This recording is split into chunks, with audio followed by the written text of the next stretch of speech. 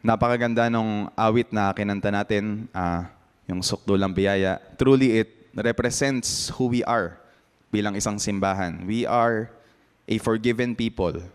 And we rejoice in how God has forgiven us for all of our sins.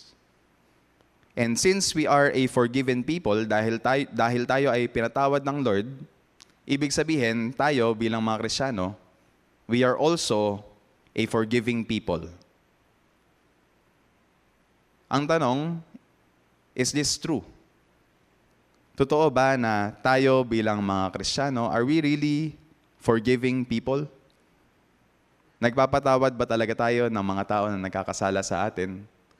If we are honest, merong mga pagkakataon sa ating buhay na mahirap para sa atin magpatawad.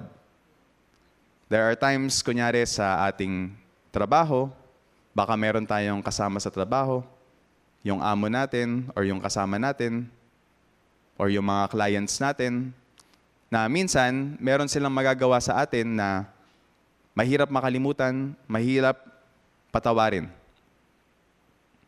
Minsan, hindi lang sa trabaho, pati sa bahay natin, sa ating pamilya, sa mga magkakapatid, sa magulang natin, minsan sa mga anak, minsan sa mga pinsan, sa mga relatives. Maraming mga nangyayaring away. Pwede rin sa asawa, pwede rin sa mga iba't ibang mga relatives natin. We can have different kinds of conflicts, and sometimes they can say things na mahirap para sa atin patawarin. Or meron silang magagawa sa atin that is difficult to forgive. And sadly, hindi lang sa pamilya, hindi lang sa trabaho, minsan pati sa simbahan. Even in church, with our fellow believers, sometimes our churchmates can do things that are difficult to forgive. At minsan mahirap kasi pag Christian, minsan pareho yung lengguwahe na ginagamit nila para sabihin na dapat tayo yung magpapatawad sa kanila, pero minsan, yun yung sasabihin nila sa atin na pinapatawad nila tayo. So sometimes it's difficult kasi yung language pareho, and sometimes Satan can use this language that we're using, yung pagpapatawad natin, against us. At minsan, yung mga Kristiyano, alam na alam rin yan. Kaya minsan, we can also be prone to abuse. Pero, very clear ang Scripture. Very clear ang Word ni God na bilang mga Kristiyano, we are called to forgive. Isa sa mga passage na napakahirap para sa akin nung aking tinuturo dati is yung sa Matthew chapter 6.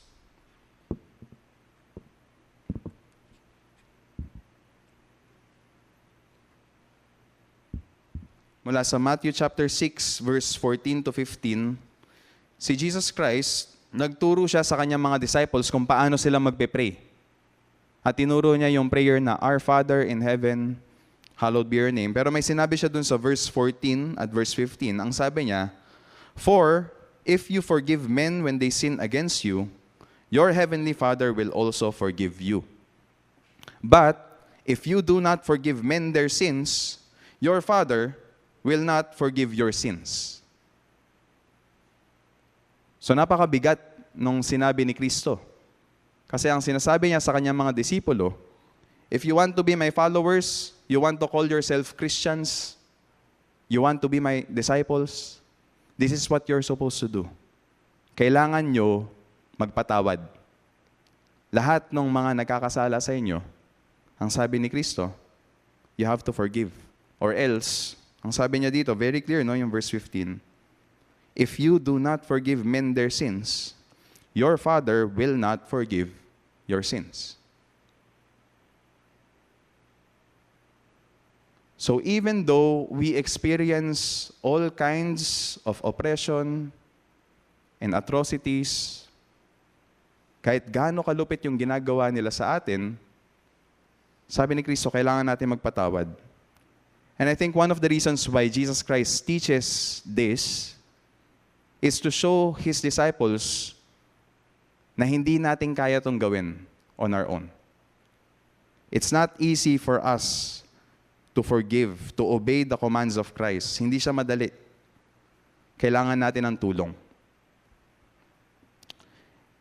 This call of forgiveness, this teaching of forgiveness, hindi lang siya nasa New Testament.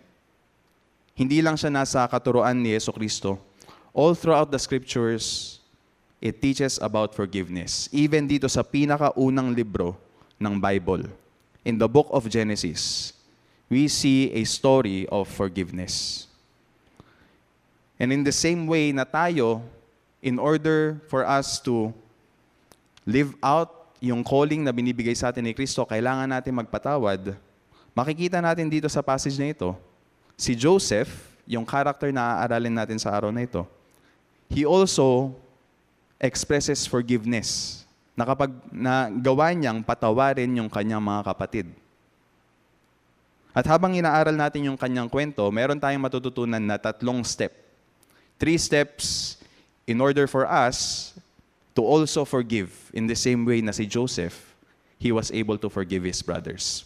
Magsimula muna tayo sa verse 18. Verse 15.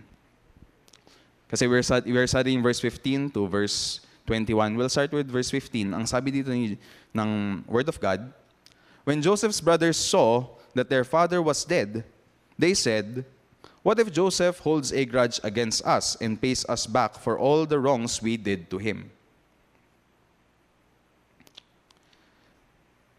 This story is about the brothers of Joseph.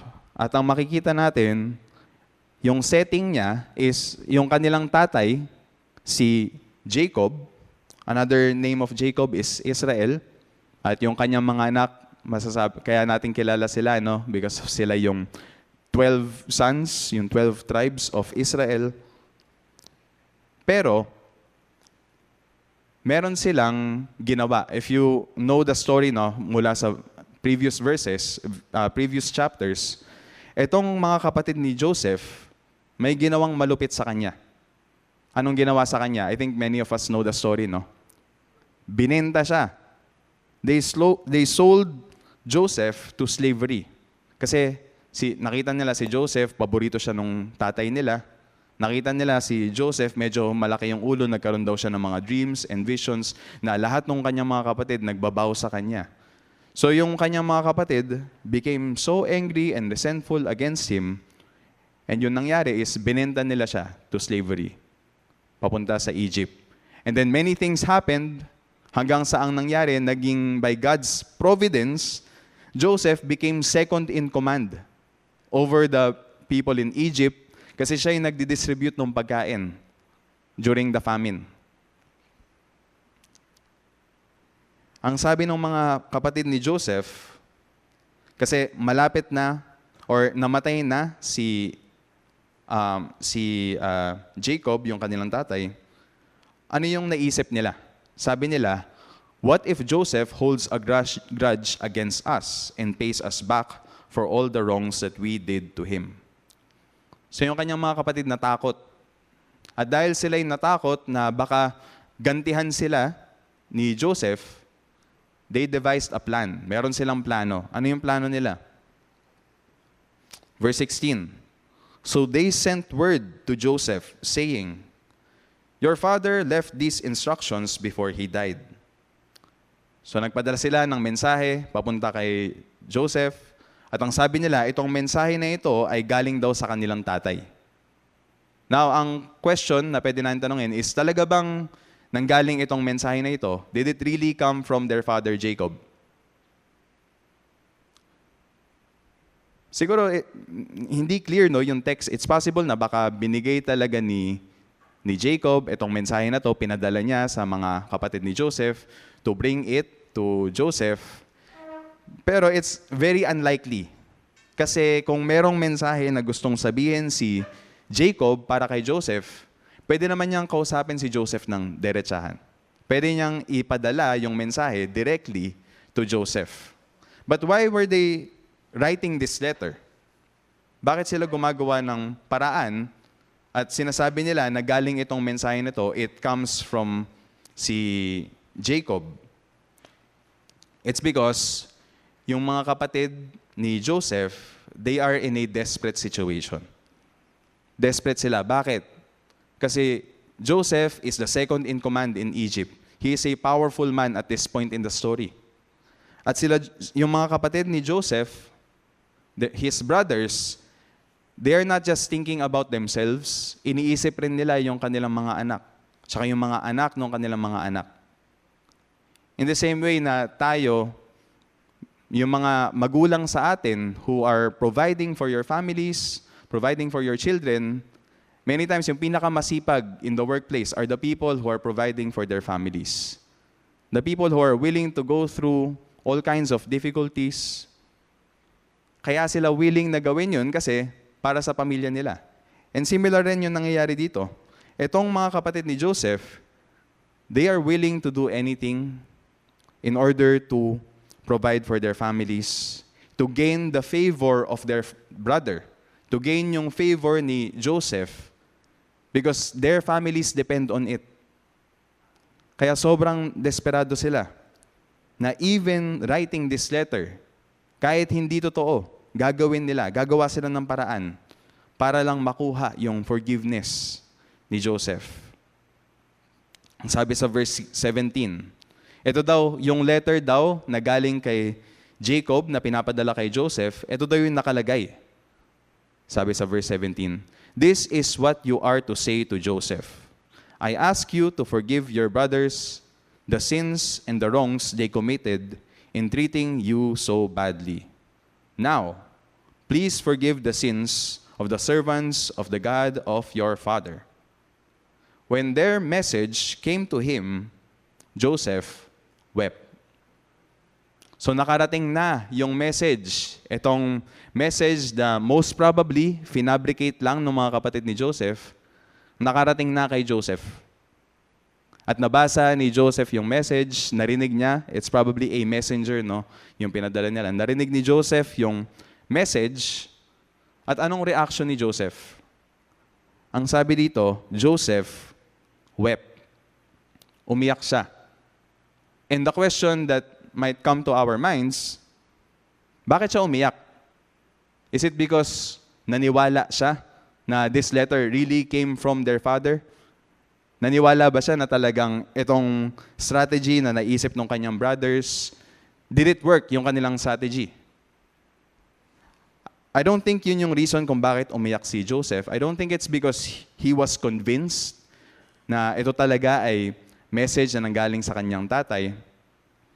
I think that the reason why Joseph wept is because he saw how desperate his brothers are. Yes, itong mga kapatid niya gumawa ng malupit na bagay sa kanya. Binenta siya into slavery. They left him for dead. At mahirap sa kanya, nung yung previous stories before this, na unang mga chapter, hirap na hirap si Joseph, umiiyak siya pag nakikita niya yung mga kapatid niya nung hindi pa nila siya namumukaan. It was so difficult for him. Pero dahil nakita ni Joseph yung kanilang desperate situation, that they are so desperate, they're willing to come up with this strategy, itong plan na ito, para lang matanggap yung kanyang kapatawaran, naawa si Joseph. And I think this is the first step. If we really want to be able to forgive those who have sinned against us, kung gusto natin magkaroon ng kakayahan na magpatawad ng kapwa natin na nagkakasala sa atin, the first step is to love them. Step 1, in order to forgive, if we want to forgive those who have sinned against us, step 1, love. Another word for love, compassion. Another word, pwede lang gamitin, mercy. Sa Tagalog, si Joseph, naawa siya. Naawa siya sa kanyang mga kapatid.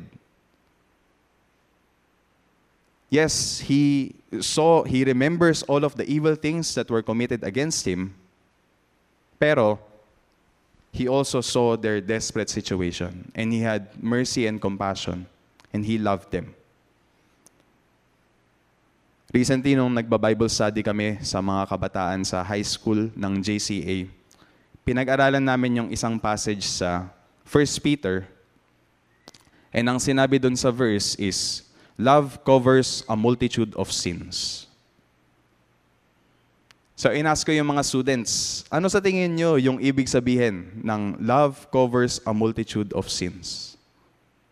Ang sabi nila, sabi ng isang student, baka ibig sabihin nun, pag makasalanan ako, pero magpakita ako ng love sa kapwa ko, makikita ni God yung love na pinapakita ko sa Kanya, saka sa other people. And then, matatabunan nun yung love ko for other people, matatabunan yung kasalanan na ginawa ko. Pero alam natin bilang mga Christians na mali yun kasi that's works righteousness. We are not saved by our works, we are saved by the grace of God. Ang ibig sabihin talaga ng love covers a multitude of sins is not na yung love natin covers the sins that we've committed against God. Ang ibig sabihin ng love covers a multitude of sins is yung love natin covers yung sins na ginawa ng iba sa atin. Kaya sa isang simbahan, we are able to have a thriving community is because we love each other. And even though yung kapwa natin sa church, nagkasala sa atin, minamahal natin sila. At natatabunan ng pagmamahal natin sa kanila, yung mga maling ginawa nila sa atin. And that's what we see dito sa ginawa ni Joseph. He saw yung kondisyon ng kanyang mga kapatid, and he wept. Umiyak siya. Naawa siya sa kanila. Yes, marami silang masamang ginawa sa kanya. But his love covered the sins na ginawa sa kanya ng kanyang mga kapatid. So if we want to be able to forgive, this is the first step. Unang step, kailangan natin magmahal. We have to love. Step 1, love. What's the second step? Ano yung pangalawang step para makapagpatawad tayo sa mga nagkasala sa atin? Sabi sa verse 18, siguro nung nabalitaan nila na umiyak si Joseph, baka nakarating sa kanila yung news na, yung kapatid nyo si Joseph, nung narinig niya yung message niya, umiyak siya. Ano sabi sa verse 18? His brothers then came and threw themselves down before him. We are your slaves, they said. Sobrang encouraging nitong verse 18 because many times para sa ating mga Kristiyano, one of the reasons why it's difficult for us to show mercy and compassion and love to people who we think don't deserve yung mercy, compassion, and love natin. Kasi ang fear natin is baka they might abuse the love and the compassion that we show them. But here in verse 18, makita natin na yung mga brothers ni Joseph, when they heard that their brother, si Joseph, loved them and cried for them and had compassion and mercy on them. At nung sila'y lumapit at pinuntahan nila si Joseph,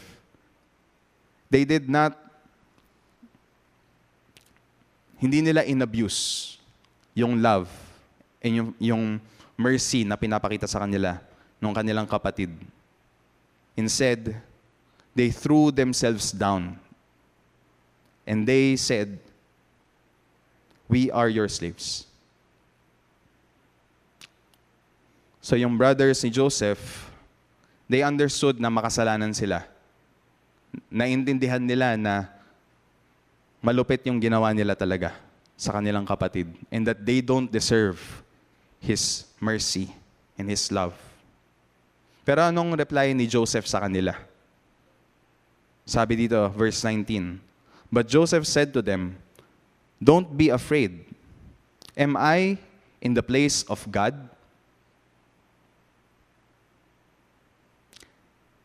Itong verse 19, dito natin makikita yung pangalawang step na kailangan natin gawin in order to forgive those who have sinned against us. Kasi ano yung sinabi ni Joseph? Am I in the place of God? In this verse, Joseph acknowledged that the person who the one who is able to exercise perfect vengeance, perfect justice, is not Him. Hindi siya yung gagawa ng justice that He desires. Ang gagawa ng justice is God. God is the judge. Sinasabi ni Joseph, I'm not in the place of God. Hindi ako yung may kaya na humusga sa inyo. It's God who is able to judge you. Yung second step, if we want to be able to forgive those who have sinned against us, step 1, we need to love. Step 1, love.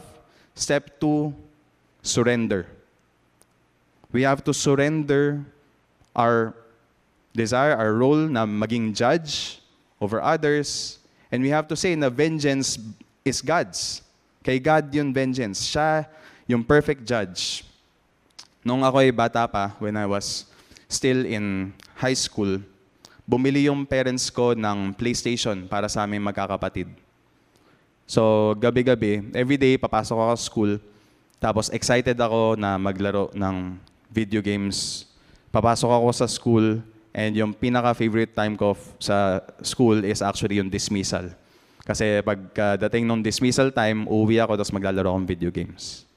Tapos naalala ko, every night, nung time na yun, nung high school pa ako, while I'm playing video games, sasabihin ng parents ko sa akin na, oh, tama na yan, may school ka pa bukas. Tapos ang sasabihin ko sa kanila, okay lang ma, mga 10 minutes na lang. I'll play video games for 10 minutes more.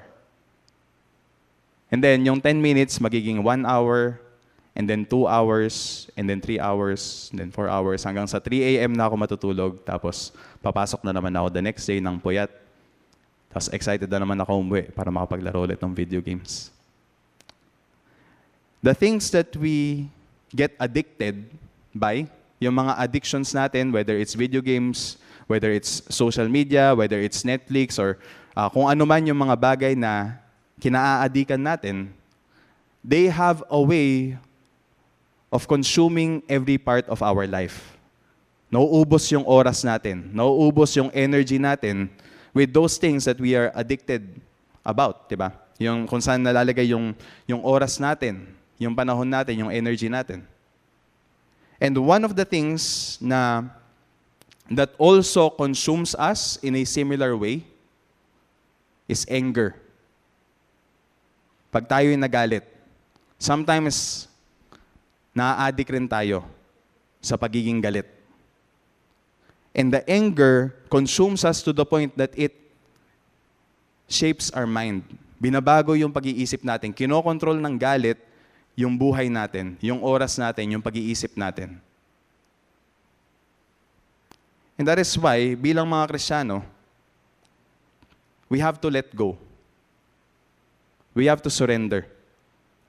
Hindi tayo yung judge. In the same way na yung video games, kailangan ko siyang isurrender nung bata ako para hindi na niya kinokontrol yung buhay ko. Yung galit natin sa mga nagkakasala sa atin, we have to surrender it to God so that we can be free. God is the judge. Kaya ang sabi ni Joseph, am I in the place of God? So how do we forgive? Step 1, we love. Step 2, we surrender. Yung justice, that minsan kasi iniisip natin kaya tayo kumakapit sa galit natin, kasi iniisip natin, justice has to be served. Kailangan magbayad sila sa mga ginawa nilang masama sa akin. But if you notice, what that communicates, minsan, what that means is, we don't really believe that God is the perfect judge. Feeling natin, kaya natin gawin yung justice on our own. But if we truly believe in God, and we truly believe in Judgment Day, na God will make all things right, faith actually helps us surrender and allows us to surrender the anger that controls us. So step 1, love. Step 2, surrender. Ano yung pangatlong step? Basahin natin tong verse 20. Notice ano yung susunod na sinabi ni Joseph. You intended to harm me, but God intended it for good, to accomplish what is now being done, the saving of many lives. Notice the first two na phrases na sinabi dito sa verse na ito, itong verse 20. Yung first line, bago yung comma, ang sabi dito ni Joseph, "You intended to harm me." Marami sa atin, yun ang experience natin. People intended to harm us. Gumawa sila ng kasalanan sa atin, and they intended to hurt us. And many times, yung first line na yun yung pinangahawakan natin.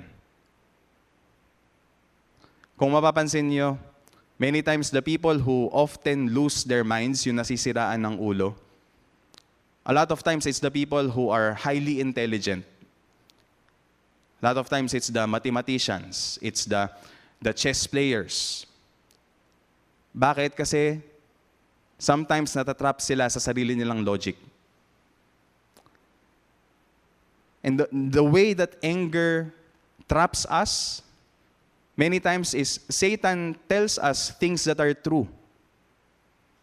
Na maraming masamang tao sa mundo, they intend to harm us.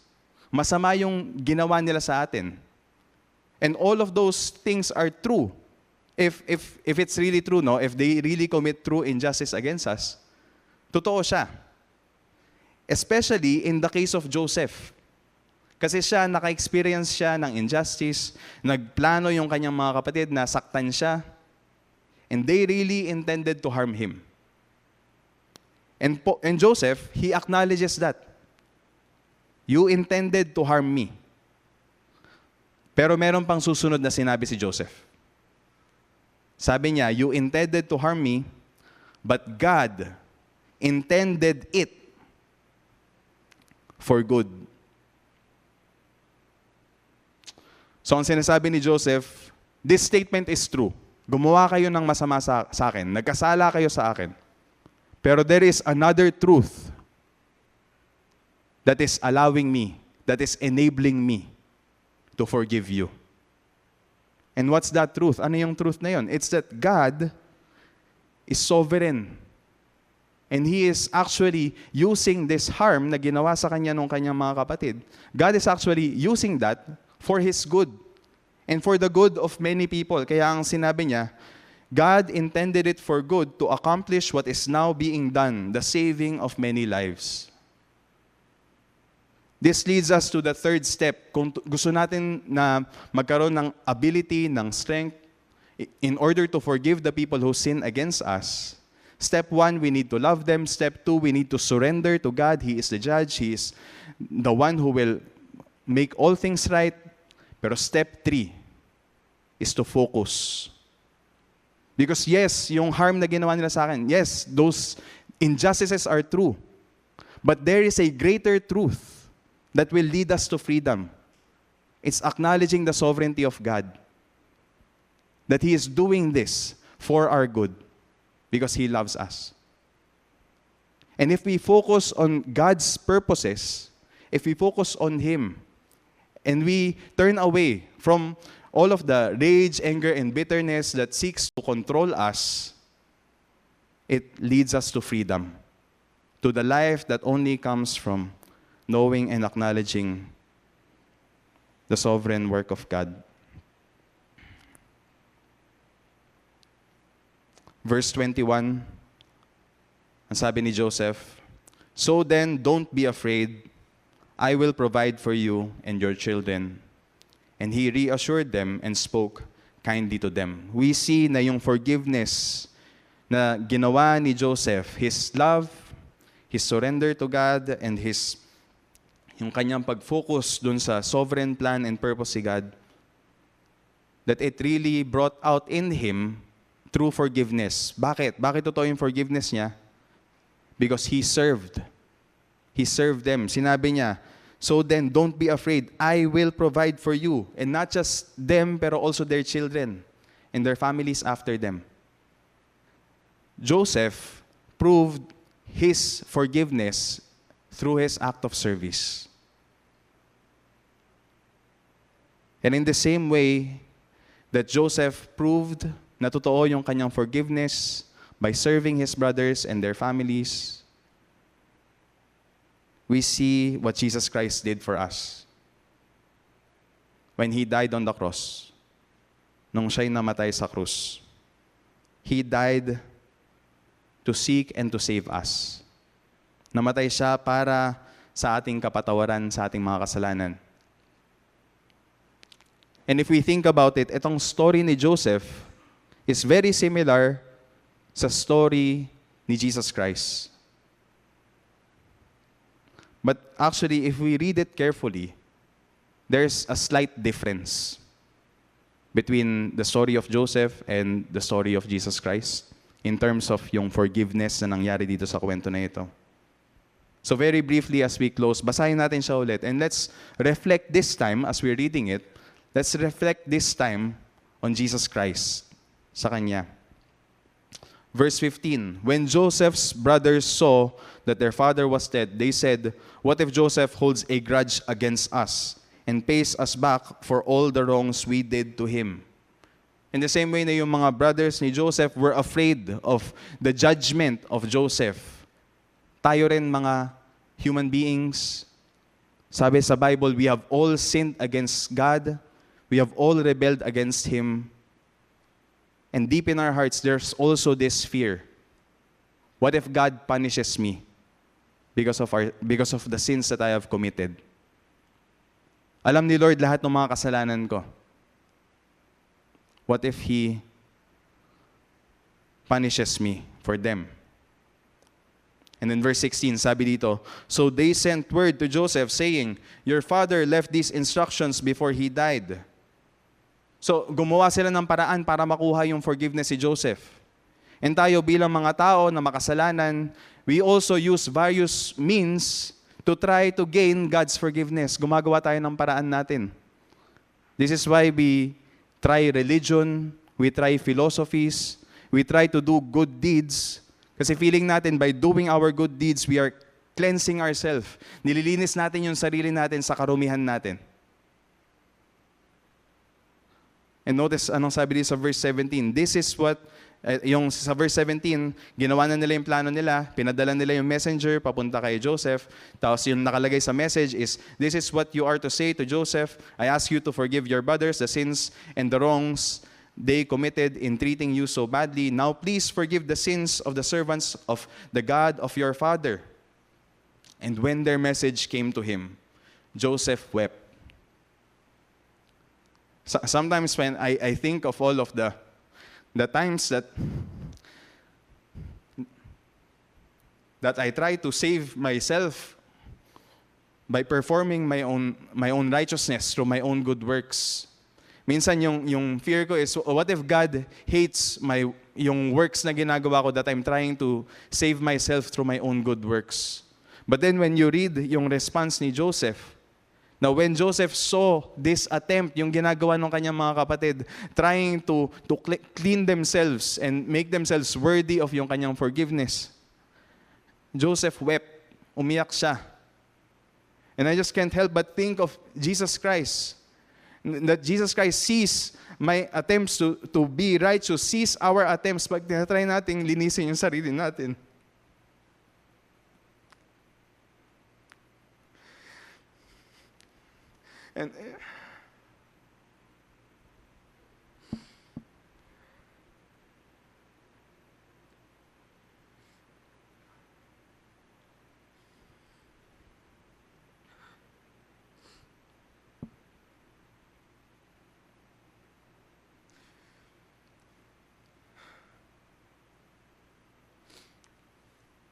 And Jesus weeps for us. Naaawa siya sa atin. At gusto niya rin tayong patawarin.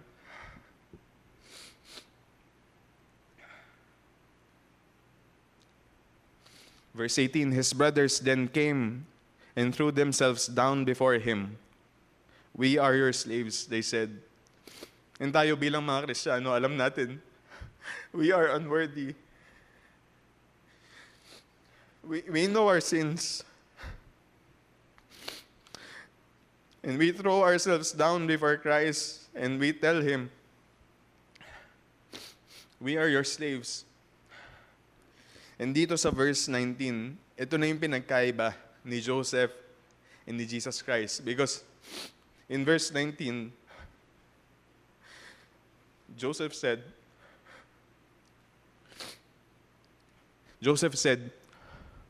"Don't be afraid, am I in the place of God?" Pag si Joseph nagsabi niyan, pwede niyang sabihin yan. He can say, am I in the place of God? Because he is not God. But when we think of Jesus Christ, what's the difference? Jesus Christ is God in the flesh.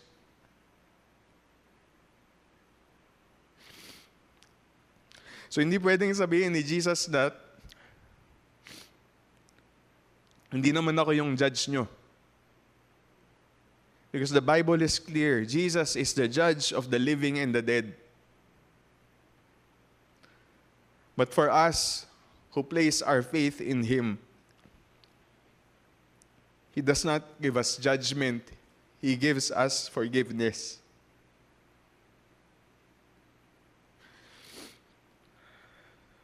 And if we, bilang mga Kristiyano, if we have received forgiveness from our Savior, from Jesus Christ,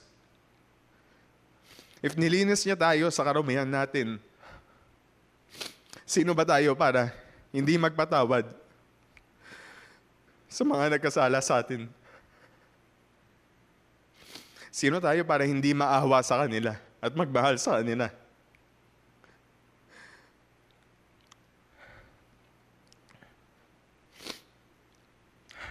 So if you want to forgive others in the same way that Jesus Christ forgave us of our sins,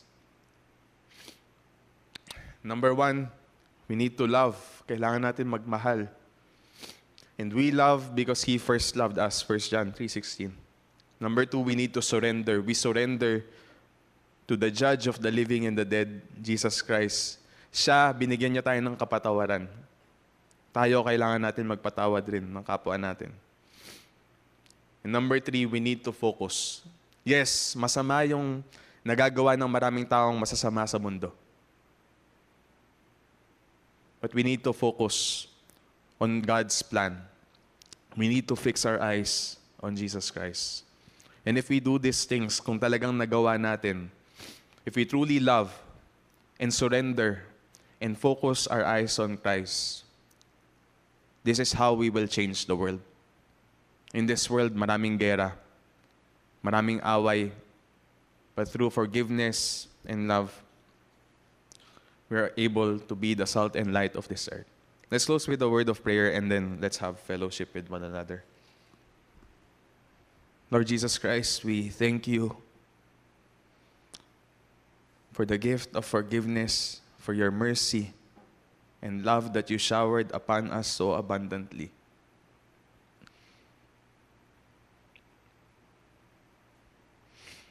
And through your love and forgiveness, Lord, you give us power and strength to forgive even those, Lord, who have sinned against us. Help us, Lord, to be the people you have called us to be and guide us through the power of the cross. May I ask everyone to rise for the benediction. Now may the God of peace, who through the blood of the eternal covenant brought back from the dead our Lord Jesus, that great shepherd of the sheep, equip you with everything good for doing His will, and may He work in us what is pleasing to Him, through Jesus Christ, to whom be glory forever and ever. Amen.